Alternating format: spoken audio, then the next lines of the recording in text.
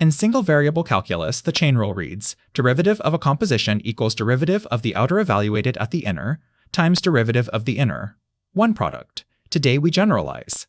The inner function will be a curve x of t, y of t, or a parameterized sheet x of s, t, y of s. T and the outer function will eat two inputs and produce a single output. The new rule is no longer one product, but a sum of products, one per branch in a little tree diagram that we'll draw in a few slides. It's what makes backpropagation work, what makes implicit differentiation a one-liner instead of a magic trick, and what finally completes the toolkit you need to do real multivariable calculus. Let's build it from the single variable case we already know. Single variable warm-up. If h of t equals f of g of t, then h prime of t equals f prime evaluated at g of t times g prime of t. The slogan, differentiate the outside, leave the inside alone, multiply by the derivative of the inside. Example, the derivative of sine of t squared is cosine of t squared times 2t. The outside derivative is cosine, the inside is t squared left alone, the derivative of the inside is 2t. The intuition, an infinitesimal change in t produces a change in g, that's g prime times bigger, which then produces a change in f, that's f prime times bigger again. The two multiplicative factors compose. Today we'll keep that idea, compose infinitesimal rates, but allow the inner function to be a curve in the plane and the outer to be a function of two variables. The single product turns into a sum of products, one per coordinate. Case 1. We have a scalar function, f of two variables x and y, but x and y are themselves functions of a single parameter t. Think of it as a particle moving along a curve r of t, equal to the vector with components x of t and y of t, in the plane, and f records some scalar quantity, temperature, height, whatever, at each point. The composition h of t, equal to f of x of t, y of t, is the value of that quantity along the trajectory. How does h change as t changes? The chain rule says dh dt equals the partial derivative of f with respect to x times dx dt plus the partial derivative of f with respect to y times dy dt. Two product terms, one for each intermediate variable. Notice the shape of this expression. It's exactly the dot product of the gradient of f, the vector with components, the partial of f with respect to x, and the partial of f with respect to y, with the velocity vector r prime of t, the vector with components dx dt and dy dt of the curve. So in gradient form, dh dt equals the gradient of f dotted with r prime of t. The rate of change of f along the curve is the directional derivative in the velocity direction scaled by the speed. That single equation is the cleanest way to remember case 1. Case 2. Now the inner variables x and y each depend on two outer parameters, s and t. This shows up whenever you change coordinates, polar to Cartesian, parameterizing a surface, anything where the inputs to f are a pair of expressions in two new variables. The composition h of s, t equal to f of x of s, t, y of s, t is now a function of two variables, so it has two partial derivatives, one with respect to s and one with respect to t. The chain rule for the partial of h with respect to s has the same shape as before. The partial of f with respect to x times the partial of x with respect to s plus the partial of f with respect to y times the partial of y with respect to s. Two product terms, one per intermediate variable. Similarly, for the partial of h with respect to t, replacing every partial with respect to s with partial with respect to t. The only mechanical difference from case 1 is that the inner derivatives are now partials because x and y depend on two parameters and you have to hold the other one fixed. The structure, one product per intermediate variable, sum them up, is identical. Here is the visualization that makes the bookkeeping automatic. Draw f at the top. Below f, list every intermediate variable that f directly depends on, here x and y, and draw an edge from f to each, labeled with the partial derivative of f with respect to that variable.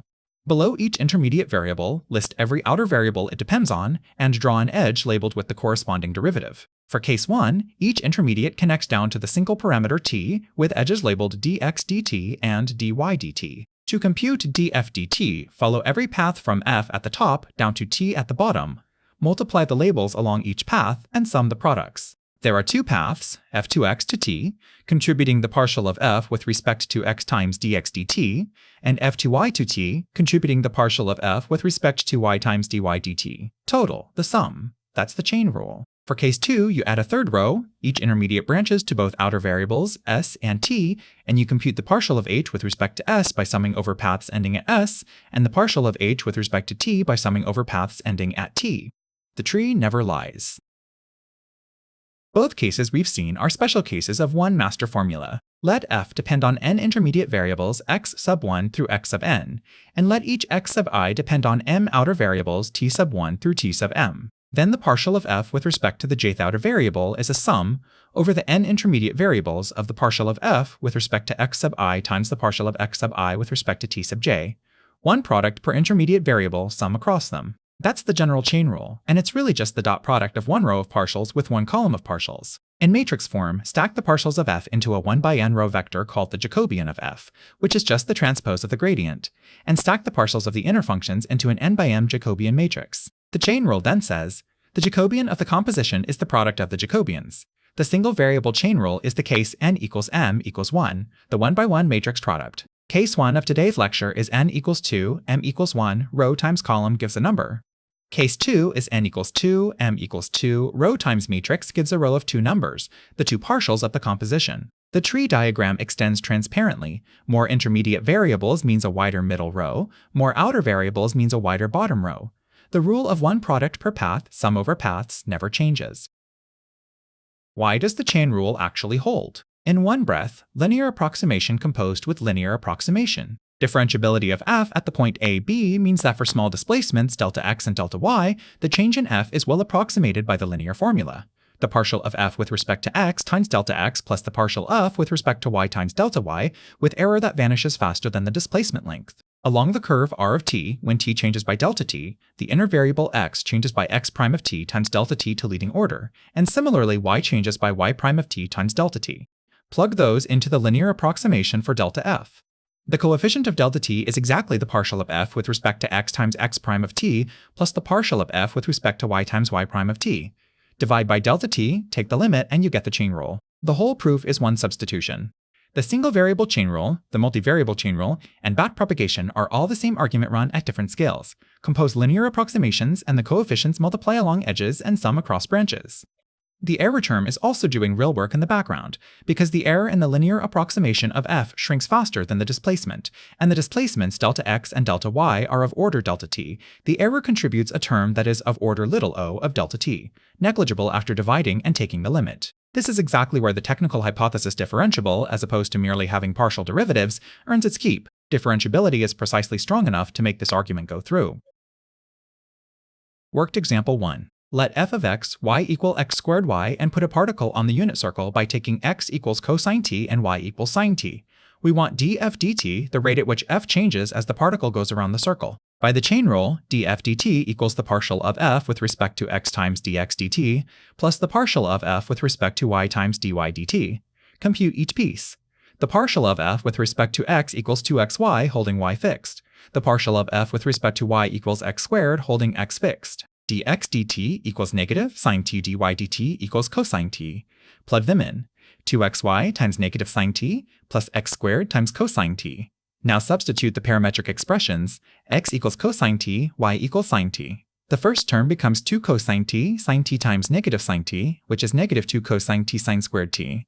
The second term becomes cosine squared t times cosine t, which is cosine cubed t. So df dt equals negative 2 cosine t sine squared t plus cosine cubed t.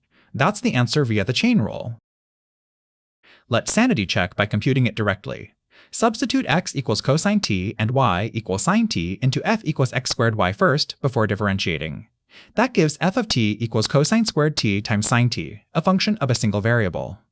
Now differentiate with the ordinary product rule. The derivative of cosine squared t is 2 cosine t times the derivative of cosine t, which is negative sine t, giving negative 2 cosine t sine t. Multiply by sine t for the first product rule term, negative 2 cosine t sine squared t. The second term is cosine squared t times the derivative of sine t, which is cosine t, giving cosine cubed t. Sum, negative 2 cosine t sine squared t plus cosine cubed t, identical to what the chain rule gave us. The chain rule isn't magic, it's a bookkeeping shortcut that lets you avoid substituting and redifferentiating from scratch.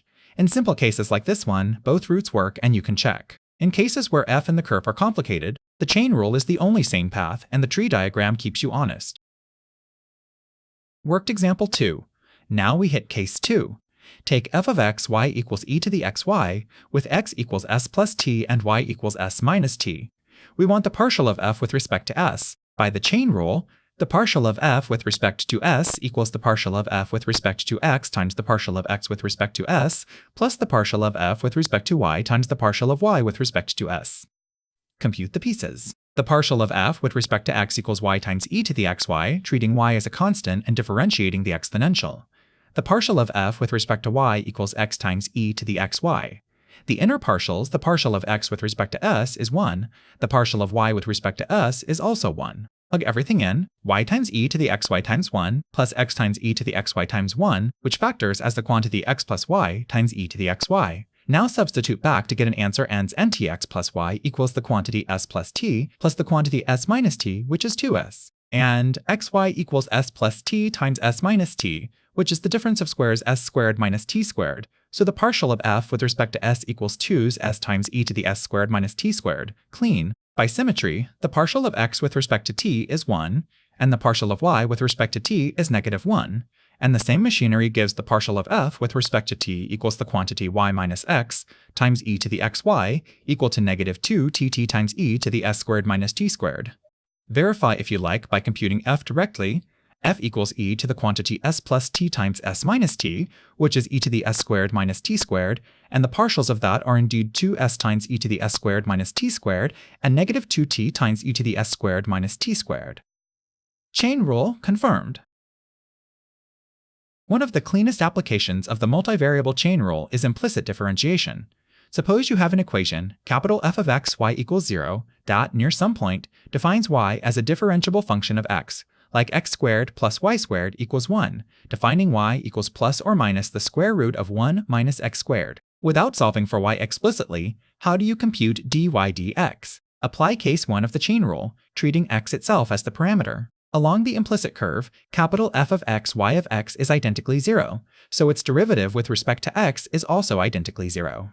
By the chain rule, the partial of capital F with respect to x times dx dx, which is just 1, plus the partial of capital F with respect to y times dy dx equals 0. Solved algebraically, dy dx equals minus capital F sub x over capital F sub y, provided capital F sub y is non-zero. That's it. Example, for the unit circle capital F equals x squared plus y squared minus 1 equals 0, capital F sub x equals 2x and capital F sub y equals 2y, so dy dx equals -x over y. Compare to direct differentiation of y equals the square root of 1 minus x squared, dy dx equals -x over the square root of 1 minus x squared, which equals -x over y. Identical. The implicit formula is cleaner because it sidesteps the square root and the choice of branch. This same trick generalizes to capital F of x, y, z equals 0, defining z as a function of x and y, giving the partial of z with respect to x equals negative capital F sub x over capital F sub z, and the partial of z with respect to y equals negative capital F sub y over capital F sub z, the implicit function theorem, which you'll meet by name later. Take a step back and look at case 1 again geometrically. The chain rule said df dt equals the gradient of f dotted with the velocity vector v of t, the vector with components x prime of t and y prime of t of the inner curve. Decompose the velocity into speed times unit direction.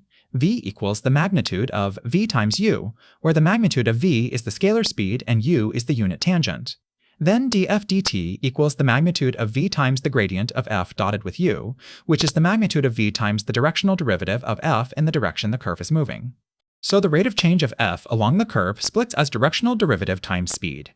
Two consequences worth burning into memory. First, if the curve crosses a level curve of f perpendicularly, which means the velocity is parallel to the gradient of f, you get the maximum possible df dt for your speed. Second, if the curve is a level curve, then v is perpendicular to the gradient of f, so the dot product is 0, so df dt equals 0. The function is constant along level curves, which is the definition of level curve. The chain rule, the gradient, and the directional derivative are three windows onto the same single computation. A note on lineage. The multivariable chain rule wasn't handed down in one piece. It crystallized over the 18th century out of the work of two giants. Leonhard Euler, in the middle of the century, worked extensively on functions of several variables, driven by fluid mechanics and rigid body mechanics, and wrote down many of the partial derivative identities you've seen, including special cases of the chain rule. Joseph Louis Lagrange, half a generation later, systematized the whole framework in his Mécanique analytique of 1788 and his Théorie des fonctions analytiques of 1797. the latter being one of the first attempts to ground calculus on power series rather than infinitesimals. Lagrange also gave us the notation f prime of x for the derivative. Rigor, in the modern sense, came later with Cauchy in the early 19th century, who made differentiability precise and proved the chain rule with bounds rather than hand waves. And in the 21st century, the same identity runs in reverse through directed computation graphs, and we call it backpropagation. Every neural network you use was trained by running this slide backwards. Recap. The single variable chain rule says derivative of the composition equals derivative of the outer times derivative of the inner. The case 1 multivariable chain rule, when f depends on x and y, and each of those depends on a single parameter t, df dt is the partial of f with respect to x times dx dt, plus the partial of f with respect to y times dy dt, which is the gradient of f dotted with the velocity vector r prime of t. The case 2 chain rule, when the inner variables depend on two outer parameters, s and t, the structure is identical, with partials in place of total derivatives. The tree diagram is the universal mnemonic, one product per root to leaf path, sum the products. We verified the rule on two worked examples and showed that implicit differentiation, dy dx equals negative capital F sub x over capital F sub y, is just case 1 applied to the relation capital F of x, y equals 0. Euler and Lagrange did the heavy lifting in the 18th century. Cauchy made it rigorous. Modern machine learning runs the same equation in reverse and calls it backpropagation. Next episode, we use the chain rule and the gradient to define tangent planes and the multivariable linear approximation. It's the chain rule in multiple variables. Two cases, one structure, each root to leaf path through the tree contributes a product of edge labels, and you sum the products. The gradient dotted with a velocity vector handles case 1 cleanly. Case 2 is the same idea applied twice, once per outer variable. As a bonus, implicit differentiation is just case 1 in disguise. If this helped, like, subscribe, drop a comment with the answer to today's challenge. For f of xy equals the natural log of x squared plus y squared, with x equals e to the t times cosine t and y equals e to the t times sine t, what is df dt? The hint is that x squared plus y squared simplifies beautifully. Next episode, we use the chain rule and the gradient to construct tangent planes to surfaces and to write down the multivariable linear approximation, the Taylor expansion's ground floor, and the bridge from first-order calculus to everything that follows. See you there. The multivariable chain rule has two faces. Case 1, if s equals f of xy with x equals x of t and y equals y of t, then df f dt t equals partial x dx dt plus partial f fr eett equals del f dot the vector dx dt, di dt t, di dt, the gradient dotted with the velocity of the inner curve. Case 2, if x equals x of st and y equals y of st, then partial ft partial s equals partial x partial s plus partial ft partial I partial s with an analogous formula for partial ft partial t. The tree diagram makes both cases mechanical. From f at the top, draw a branch to every intermediate variable, then a branch from each intermediate to every outer variable. The partial derivative is the sum over all root to leaf paths of the products of the partials labeling each edge. As a bonus, applying the chain rule to f of xy equals 0 immediately gives implicit differentiation. Di dx equals minus fx fy Farlange and Euler systematized the multivariable chain rule in the 18th century, and it is, quietly, the engine of backpropagation in every neural network trained today. Next episode, we use the same machinery to define tangent planes and the multivariable linear approximation. If you got something out of this, please like the video, drop a comment with what clicked for you or what didn't, and subscribe for more educational videos. Every like, comment, and share helps push this work to more learners, which is what this channel is really about. Thanks for watching. See you in the next one.